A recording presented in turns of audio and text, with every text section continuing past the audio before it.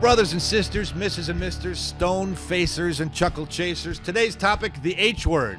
H word, we never heard of that before. Humor. Ha-ha, laughter. My name is Dobie Maxwell. This is the Dented Cast. I've been a professional comedian since 1985. My partner, award-winning broadcaster Max Bumgardner, not a comedian, a funny guy, an intelligent guy, and my broadcast partner, buddy. We're going to talk from humor from different sides today, and hopefully it'll be an interesting topic because people always want to get inside and know the guts of what it's like to be on stage. I think also, if you're a dented can, obviously we're thinking you are if you're watching the show. For us, I can speak for both of us, humor has been a lifesaver. Dobie made a career out of it amidst his dark upbringing. No mother around, no father around, angry grandmother playing the mother role, grandpa who's a saint by all accounts, you know, kind of bringing Dobie along. Dobie found humor. Baseball, professional baseball, didn't work out, so there was humor. And, right? Absolutely true, yes. Yeah, and humor has helped you not only make a living, find some, an audience, a tribe, if you will, and it also has opened up some doors to meet some really amazing people along the way. It's not only me. Every comedian that you've seen on TV, in movies, anywhere, even in a nightclub, on stage, live, is a dented can. The good ones anyway. There is some tweak inside, and it's an escape, much like alcohol or drugs is, to hear that laughter on stage. I don't know if you ever experienced it. You've been on stage as a radio personality. Maybe standing next to him. I was on stage. I experienced it. Well, he was, and you got the accolades, my runoff accolades. Yeah. But seriously, the laughter that you get on stage, it's addictive. It's a drug. I never had to do heroin because that laugh, people say the first major laugh you get on stage, you are hooked for life, and it's like a heroin addict. You chase that first high the rest of your life, and you never get it, the rest of your addiction. And comedy is kind of the same way, doing it 30-plus years. It's like, man, I wish I could recreate that sometimes. But I think if you're watching as a dented can, laughter is an escape, and we want to open it up in a positive way because many times it is not used positive. It's like a gun. Guns have good uses, but they can kill yourself with it too. Right. You know, the other thing too is we both grew up in houses around people who used humor the wrong way. So there was a target, or somebody was the victim of the humor. Our dads were both very funny guys, really. My dad, I'll speak for myself, my dad could light up a room. He really could. The unfortunate part is most of the time, the humor, there was a victim of the humor, right? Yeah, a lot of times we would sit around, not too much at the table, but a few times I remember being a family unit at the table, and it would go around, and it's really funny when it's someone else, but when it gets pointed at you, he knew all the soft spots to touch, and the first spot, it went right gut punch, and it's not so funny then when everyone's laughing at you as you carelessly bleed. Right. Right. And you don't do that still today. Even on stage, you are self-deprecating. I'm the victim. Mr. Lucky from Kentucky. Yeah. You know? Yeah. And I think that can be good and bad because if you're a fan of rock music, Alice Cooper, if you're young, you might not know who Alice Cooper is. He was a rock star in the 70s. And his real name is Vincent Furnier, is his real name. And Alice Cooper is a character, and he was a severe alcoholic. And he said the problem he had was he didn't know where Vince ended and Alice started. And many times I don't know where Mr. Lucky ends and the real Dobie starts. I've had a whole life full of bad luck, and we're going to talk about this in another episode about I words and the things you put in your head. And sometimes I think dented cans, many times, put themselves in that victim role. Oh, I'm fat. Oh, I'm stupid. Oh, I'm lazy. Oh, I'm unlucky. Whatever it is. In regular life, not on stage, and it becomes self-fulfilling. And I'll be the first one to admit guilt on this. And I think I want to talk about it. Let's use humor as healing rather than a weapon. And you have, Dobie, been approached at the end of a show. Somebody tells you a horrible story of something that happened to them, not just once, but many times over your career. And they will say with tears in their eyes, "Thank you so much. You got me through this. You were so funny." Let me make a point, though, that you just said. People always say, I laughed so hard, I cried. The body reaction of crying and laughing to the utmost is identical. And most people don't realize that. It is a cleanse. True laughter is a cleanse. And I think that so many people don't ever get a chance to, they chuckle or they laugh politely, but a true belly laugh, and there's only a few people that can really get to that to me. That's the thing. I make thousands of other people laugh, but who makes me laugh when it's not going well? And that is truly magical. It is medicinal. It is truly healing, and it is precious. And I'm not just talking about for me or my show. I'm just talking about in general. It might be a comedian. It might be a movie. It might be a radio show. It might be a broadcast, something like that makes you laugh. Cherish that, nurture it, and make it a big part of your life, however you can. And I do think some people make the mistake of thinking they're funny at the dinner table in their house, or they're funny at their office, and someone says, hey, you should try stand-up. And Dobie made the point in another episode that it's different. It's different because you think that because you're funny with people you know, that you're going to be funny on stage, right? What's the worst thing you can do when you tell a joke that you think is funny and nobody laughs? When you're, oh, I guess you had to be there. And it's like it's the be-all, end-all, but people are staring at you. The reason I think that people, they think they're funny is they know their friends. You've had a lifetime. They know everything about you. They know your characteristics, what you like, what you don't like, your pluses and minuses. But on stage, as a professional, you have to get to the laughs and get them to know you, like you, trust you enough to laugh, which is a very intimate experience between two people. And you need to do that consistently right off the bat. And that separates the wheat from the chaff right there. I've had so many people, and been in radio and comedy. Radio people, I'm going up tonight. I'm going on that stage. I'm going to blow you off that stage tonight. It's like, well, you better have a bazooka, buddy, because I got 30 years of experience, and you sit on your ass eating Cheetos in the morning, playing little Zingo Zappo charts before you go into the news broadcast. It's a whole lot different when you're live. And I think people see that. It's a craft, and you have to go up there and bare your soul for years when nobody laughs. And I talk about having no self-esteem when you go up. How bad were our fathers as comedians or mothers or whoever it was that makes us go up there for that brutal punishment to be tried and tested like steel as comedians? It is a brutal process. I teach comedy classes. If you think you're funny, I'm going to give you a website right now, funnieryou.com. Okay, you can go there. I've got a lot of free stuff. I'm not going to charge you for it just to get involved with it. It's a lot deeper than you think. Well, I'm funny. I'll go on stage 3 times, and I'm going to be a big star and get back at my parents. Give them the windshield wipers. There you go. No, it doesn't work that way. It is a craft. It is very delicate, and I just wanted to bring that out in this episode. I'm glad you're here because we talked about this off the air on the radio a lot. And you're like, well, I'm not a comedian, and you see what the public sees, which is valuable to me because I got to make 1 million maxes laugh. Does that make sense? It does. Yeah, absolutely. And I need to know how you think. It's in business. It's called knowing your customer. Yeah.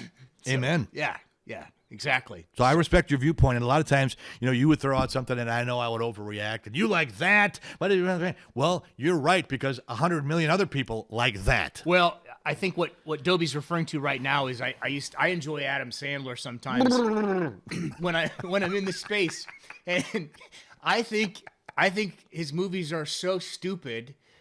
But I like that escape sometime. Will Ferrell, David Spade, those guys. I like to escape reality sometime and just get caught in one of those dumb movies. And I remember telling Dobie and I actually were doing our show out in Las Vegas when we worked at the Loop in Chicago. And we went to a David Spade show. And Dobie sat there like this the whole time in the show. Just like didn't laugh when we were all laughing, having a good time at the Spade show. And Dobie's like, kind of sleeping, and it was torture. It was absolute torture. That if you ever seen the movie Billy Crystal, Mr. Saturday Night, which didn't do a lot in the box office. Maybe if you're watching, you haven't seen that movie. He nailed it as the viewpoint of a comedian because comedians know how hard it is, and we think we're exclusive. Wait a minute, we put in all this time and this effort to be new and original and present these jokes that we wrote from our heart and our soul, and we wanted to be intelligent as a rule and new and fresh, and people need to see what you just talked about. It's like, wait a minute, that makes you laugh. That's like a little 2-year-old makes them laugh. Right. There's no skill involved there. The perception is that as a comedian. And it hurts us, and we get angry and elitist, and we think, well, we're better than that. How could he like Adam Sandler? Well, I read somewhere where Adam Sandler's last 10 movies averaged over $100 million. Yeah. And that's more than Tom Cruise, and that's a pretty big star. I can't think of Right. anybody, but 10 movies, 100 million. He's doing something right. And I was wrong, and I respect Adam Sandler. And offstage, not that it means any difference at all. I have always heard nice things about him. He Yeah. takes care of his friends. Yeah, good dude. He's a very nice. I've seen him in interviews, laid back dude. I bet I would like him if I met him. Probably. I bet he would be down to earth and nice. Oh, you're a comedian too, and he wouldn't be talked down to me. I really get that vibe from him. But his product, I can't sit through 2 minutes of his movies. But it's not for me. Right. So it took a long time to come and learn that. I have no disrespect for him. If you put on an Adam Sandler movie, I will go out and change the oil on my manure spreader. And I don't hate you for sitting and watching it. Yeah. I can't stand it. Yeah. You know, one more thing, quick story here. You know who Bruce Hornsby is? Of course. Bruce Hornsby is a piano. And the Range. And the Range. Name the members of the Range. I can barely name Bruce Hornsby. Can you name one member of the Range? No. No, I can't either. You I know, don't even know if they exist. you know, no, they're in some strip mall in Tallahassee, the Range, without Bruce, you know, and the other guy from Wham. Right, yeah. Andrew Ridgeley There you go. and the Range. Yeah, right. Oh, gosh. No, so to make a long story longer, like I usually do, I was driving somewhere to a gig, and most people drive 30 minutes to work an 8-hour shift. Comedians drive 8 hours to work a 30-minute shift. So you're always in the car. And I'm listening to some NPR station. I don't even listen to NPR, but I was just going through the radio dials.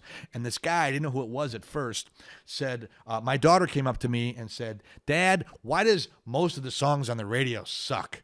And I got up and I went and hugged her. And I said, honey, you have a need for music that's a little deeper than the average public. The average public needs about 3 chords, and that's why most of the big pop hits are 3 chords. You and I need a little bit more to stimulate us. And he went on, it was Bruce Hornsby talking about his daughter. And Bruce Hornsby, I think, is a respected musician. I don't know, I can't play one note of music, but from what I hear and read and see, he is a respected artist. And it really meant a lot to me. And I'm looking, okay, look at the sitcoms. 2.5 Men was a hot sitcom for a while. It's like, oh, man, I know there's hot chicks on it. I can't watch that for more than 30 seconds. It is complete pig shit in my mind because, like Bruce Hornsby, it goes not deep enough. It doesn't stimulate me. It's not for me. So for me to say, oh, I don't like that, who cares? I've never watched it, never seen a single It episode. was a very popular episode, Yeah, much yeah. like a pop hit Charlie song. Sheen, right? Charlie Sheen and this other Who's guy. a wonderful human being. Wonderful. He's winning. Not a dented can at all. No. Nothing wrong in his life No. whatsoever. And a wonderful marriage. Pissed that Yeah. away. But you know what? That's our fault. Yeah, Because it is our fault. He has white privilege. You know, you had an interesting early in your career. There was another comedian that was wanting to run an idea by you, and he offered to buy you breakfast at an IHOP, I think. I want you to picture yourself getting a chance for a one-on-one meeting with the top person in your field, whatever that is. And you get a one-on-one chance, and that person invited you, bought the meal, and offered you a position. Here's what happened to me. Okay, I'm working in Detroit, Michigan. This has a point. And we're working at a club that had a bowling alley. And I was just the opening act. I was starting out in my 20s. And the headliner was a super nice guy. And we bowled together. We're bowling. And we're working the whole week. With Tuesday night through Sunday night, we're working every night.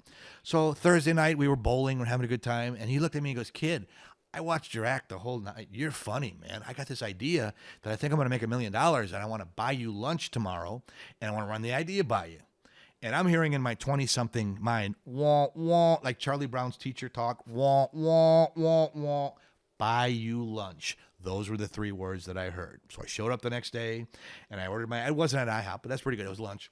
And it was some hamburger place. And he was very organized. And he had his little spiral notebook and his pens and his cards out there. And he said, okay, here's my idea. I'm going to make $1 million with this. You might be a redneck if... And then we do jokes after that. Oh, Jeff Foxworthy. yeah. And I said in my 20-something wisdom, that is the dumbest fucking idea I have ever heard in my entire life.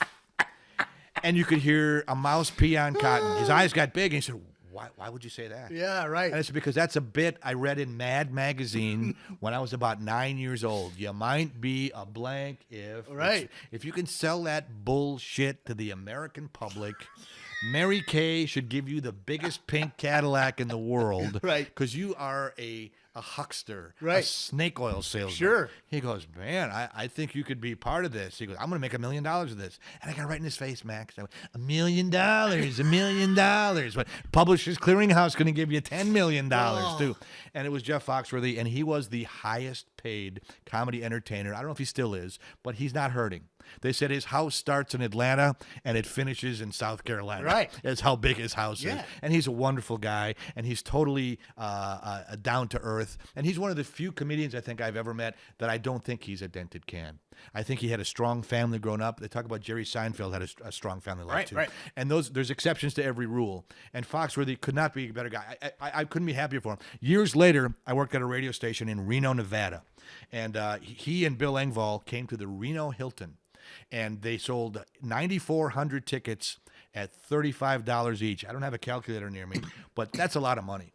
And I got my radio pass behind. I went backstage and I said, hey, Jeff, do you remember me? He goes, hey, you're the guy that told me I'd never make it. And we laughed about it, and he laughed a lot to than I did. I'll tell you that. And he said, $1 million, $1 million. I said, hey, you were right. You did make $1 million. And we talked seriously about it. He goes, I just saw it. I said, I didn't see it. It was right in front of my face. He goes, I just had that vision. And kudos to him. I'm glad he's done good with his money. I'm happy for him. But that happens to people. You know what I'm saying? It's dented cans, because we're not looking for the, as you said in a past episode, the something wonderful is going to happen. Something wonderful happened to me. If there is a God, which I have my doubts, he laid the golden jewel right in my face, in my lap, right here. He did. And that's Have you heard you were focused on something else. I totally was. That's the problem. Hopefully the show will help us all to focus on good things. And I'm the first one to admit guilt. Are you familiar with the story Acres of Diamonds? Yes, actually I am, but go ahead. Okay, if you haven't heard of it, look up a guy named Earl Nightingale. And Acres of Diamonds is a story, I'm just going to paraphrase real fast. It was about a guy in Africa, South Africa, who owned a diamond mine free and clear. Mm-hmm. And he didn't know it. It was a farm that he sold for pennies on the dollar because he was going to go out and find his riches in mining diamonds. It turned out the land he had, free and clear, already paid for, was one of the biggest diamond mines in history. And he gave it away for pennies, and he never found it. That's the story that I have. You don't know his name. My name is Dobie Maxwell. So if I'm going to be a failure, don't be Dobie Maxwell. At least I'll be a famous failure. Yeah. And I laugh about it, and there's nothing I could do about it. And that was 20-plus years ago, and I learned a lot of lessons for it. And through time, I've seen Jeff many times after that. We cross paths once in a while, once every few years. And I laugh about it. I say, Jeff, your journey, you have to learn your lessons. I had to learn the lessons. And I think there are a lot more Dobie Maxwells that do that to the opportunities than the Jeff Foxworthys who get it, know what to do with it, parlay it. He's had about 5 different shows since. He's had that 5th grader. You're smarter than a 5th grader. Guy's a total success. And does it mean I'm not? Well, no, it doesn't. Not as big as he is in the world's eyes, but man, I sure wish I could do that one over. Well, and then you had an opportunity too. Well, there was a small airport outside, and his Lear jet, I don't know, he came in on a jet, was late. I don't know what happened. It was bad weather or something. So there's 5,000 people that paid whatever money it was to see Jeff Foxworthy. And here's this little opening act, and they said, he's not here yet. You're going to have to stretch. Okay? So I went out and I said, look, I want Jeff Foxworthy to be on the stage as much or more than you do. He's a friend of mine. I want to say hello to him. I'm supposed to do 10 minutes. He's not here yet. The second he walks in this door, you will get him because you paid for the ticket. Until then, so don't boo, don't yell. I'm going to be here as long as I have to be. So one thing led to another, and I did about 10 minutes, and I said, no, not here yet. I did about another 10 minutes, still not here yet. So now I made a joke of it. Okay, I'll do a couple jokes now. He better get here. I'm going to charge you more than this. So an hour and 10 minutes. Which is an eternity on stage. That is. I could barely do, if I had to right now, 5 minutes, if I had to, and maybe not even get a laugh in that. That's an eternity as a comic. I teach comedy classes. You don't know how long 5 minutes is. Yeah, until you're in the ring with Mike Tyson. Right. Or anybody. It's an eternity long time. And it costs my life of 30 years plus working the honky-tonks, gin joints, smoke-filled hellholes across America, Right. telling Jeff Foxworthy he's full of shit. Right. While I learned how to do that craft. So I'm the club fighter, the grizzly little that I could go in there to do that. I'm not bragging, and I was talking to the person from the comedy club was there and witnessed it. And she said, she's now managing Brad Garrett's club in Las Vegas. She said, I've seen comedians for 25 years. I don't think I can name 3 comedians that could have done that. And I made him sound like Hulk Hogan when I get up there, and he got a big pop, and he had great. We got a chance to only sit for like 10 minutes. He goes, oh, I'm sorry that I'm playing his latest. It's not your fault. And he had no idea until afterwards. He goes, oh, God, I can't believe what you did. That's so nice of you. And nobody knows except him and I. So the whole thing is. And both of you. And both of you, too. Maybe you're in the audience that night. So, yeah, we thought you'd never get off that stage. I didn't pay $75 to see you. Actually, they were pretty nice. His fans are pretty cool. And he's cool to his fans. You know, he was telling me stories where his book came out, his redneck book, that he wanted me to write for. He said he wrote the first one basically himself. And then he said people would send him one funny one. And the however many books he had afterwards were all compilations of that and other comedians, which I would have been part of the whole process. Nah. You don't want that. You don't want $1 million, $1 million. You don't want that.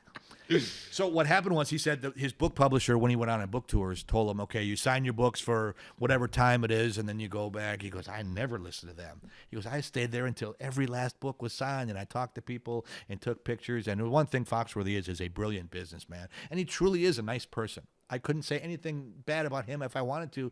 I just think he's great. So I'm thinking he got it.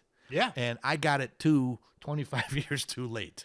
So hopefully you watching this will get it and to be able to use humor as a positive in your life. That's the whole point of this episode. Yeah, it is. Hopefully you got something out of this. We're supposed to end on a positive. We had in the comments on one of the episodes, you didn't end on a positive. That's because Max edited it out. I'm always brilliant.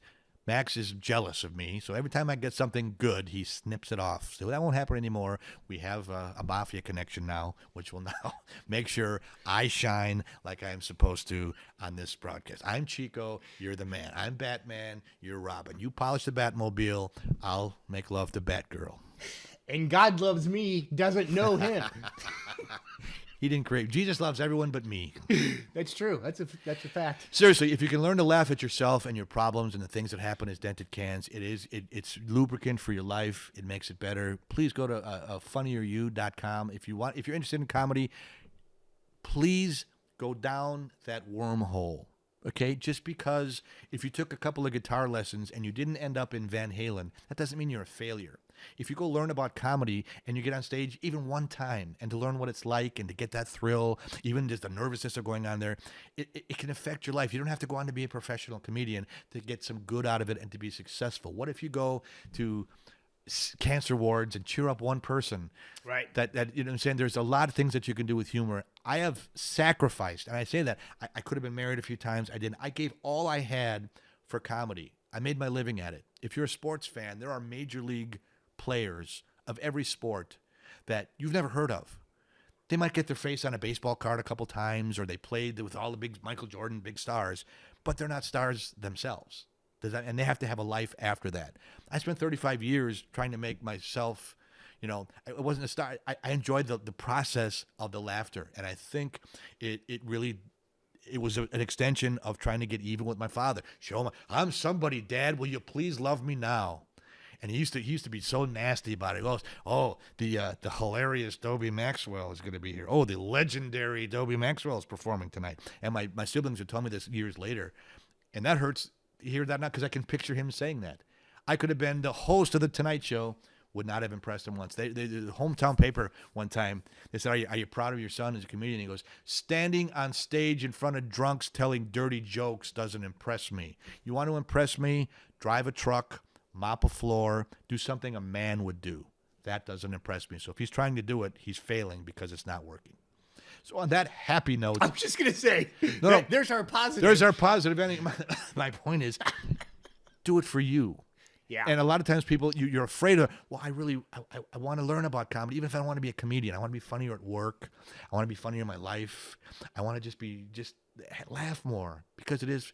Don't not do that. That's your positive ending right now. The people that tell you you can't, They're not around. That's the first thing I tell my classes. The people, your spouse. I taught classes, Max, for 25 years, and I've had more than 3,000 students.